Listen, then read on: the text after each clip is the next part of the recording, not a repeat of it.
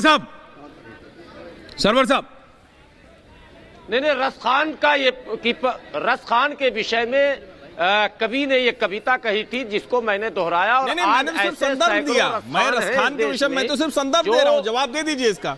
जी,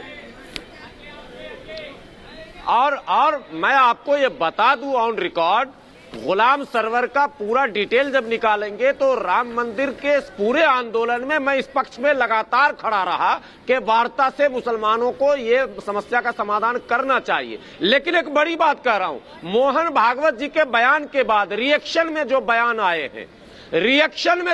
आए हैं, बस आप समझिए कि वहीं से ये मामला शुरू होता है। देश में एक्शन और रिएक्शन में लोगों को बांधा जा रहा है। आम जो मुद्दे हैं, मैं कह रहा हूं ये नॉन इश्यूज है। मोहन भागवत जी को इस पर नहीं बोलना चाहिए था।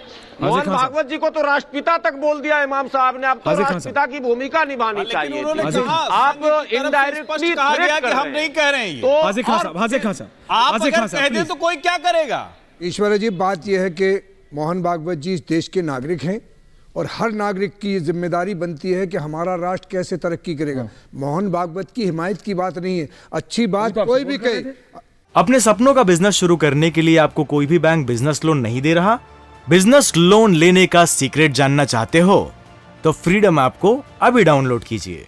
अच्छी बात, हमारी अच्छी बात की करनी, कोई भी कहे, हम उनके मुखालिफ हो सकते हैं, हम उनके मुखालिफ पलटा नहीं, मैं बात आप ये कह रहा हूँ कि उनकी बात की हम मुखालिफत तमाम बातों की मुखालिफत कर सकते हैं। यहाँ देश में जो हुआ है तो मुखालिफत कर सकते हैं, उन्हें बोलना चाहिए। लेकिन आज जो उन्होंने कहा है वो राष्ट्र हित में कहा है और राष्ट्र हित में जो भी बात कही जाए उसको हिंदुस्तान के सारे लोगों को वेलकम करना चाहिए। मोहन भागवत जी और भारतीय जनता पार्टी के प्रधानमंत्री होम मिनिस्टर ये कुछ दिन रहेंगे, हुक्मरानी आती है और जाती है। हमारा राष्ट्र हमेशा रहेगा भारत, और भारत राष्ट्र की जो हिफाजत की बात करेगा वही देशभक्ति है, वही राष्ट्रभक्ति है और वही राष्ट्र से प्रेम है। ये लोग जो दूसरों को बांटते हैं, हिंदू और मुसलमानों में बांटकर धर्म का गलत करते हैं। ज़ियाई साहब के बाद अपनी ज़ियाई साहब मजहब, न सिख मजहब, न बौद्ध मजहब, कोई मेरी जगह डॉक्टर शोएब जमाई को ले आइए। ज़ियाई साहब, सारे नफर मजहब, प्यार, प्रेम और राम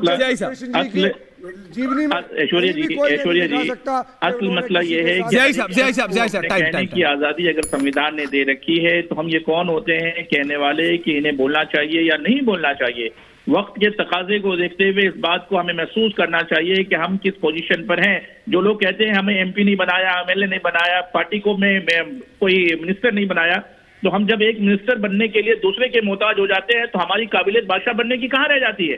तो हमें ना बादशाह बनना है ना वजीर बनना है, हमें अपने आप को, अपनी मिल्लत को मजबूत करने की जरूरत है और राष्ट्र को मजबूत करने की जरूरत है। और ये किसी पर आंच या किसी पर उंगली उठाने से पहले ये देखना होगा। तो उनका ऑडियो अचानक चला गया, अपनी जी ending comments, ending comments. Aishwarya बड़ी साफ सी बात है। हाँ दादा, हाँ, ऐश्वर्या बड़ी साफ सी बात है। जो ये कहते हैं, जिन्होंने ये कहा कि इस देश का प्रधानमंत्री क्यों नहीं बन सकता, मैं उनको बता देता हूं कि इस देश में दो व्यक्ति हैं। एक डॉक्टर एपीजे अब्दुल कलाम है जो राष्ट्रपति बने, और एक हामिद अंसारी है जो उपराष्ट्रपति रहे। इस देश के मुसलमान को तय करना है कि उस देश का उनका आदर्श कौन है। वो जो श्रीमद् भगवद गीता के प्रति भी उतनी ही आस्था रखता है, इस देश का नागरिक होने के कारण, हिंदुस्तानी होने के कारण, भारतीय होने के कारण, इस भारतीय परंपरा और विरासत को आत्मसात करते हुए, या वो व्यक्ति जो इतने सालों बाद उपराष्ट्रपति का पद पर पहुंचने के बाद भी कहता है कि इस देश का मुसलमान डरा हुआ है और पीएफआई के जाकर के संगठन में जाकर के भाषण देता है। ये तय करना है, मुख्य धारा यही है। इसमें किसी एमपी और एमएलए बनने से मुख्य धारा। डॉक्टर शोएब जमाई एंडिंग कमेंट्स। डॉक्टर साहब समय कम है सर। डॉक्टर साहब मतलब एंडिंग कमेंट्स। देखिए, रंग रोगन कर देने से या कपड़ा बदल देने से कैरेक्टर नहीं बदल जाता। जो लोग भारत को, जो समावेशी भारत है, उसको अपना देश नहीं मानते, ख्याली पुलाव में बनाए हुए हिंदू राष्ट्र को अपना देश मानते, वो देश विरोधी है। अपने सपनों का बिजनेस शुरू करने के लिए आपको कोई भी बैंक बिजनेस लोन नहीं दे रहा? बिजनेस लोन लेने का सीक्रेट जानना चाहते हो तो फ्रीडम ऐप को अभी डाउनलोड कीजिए।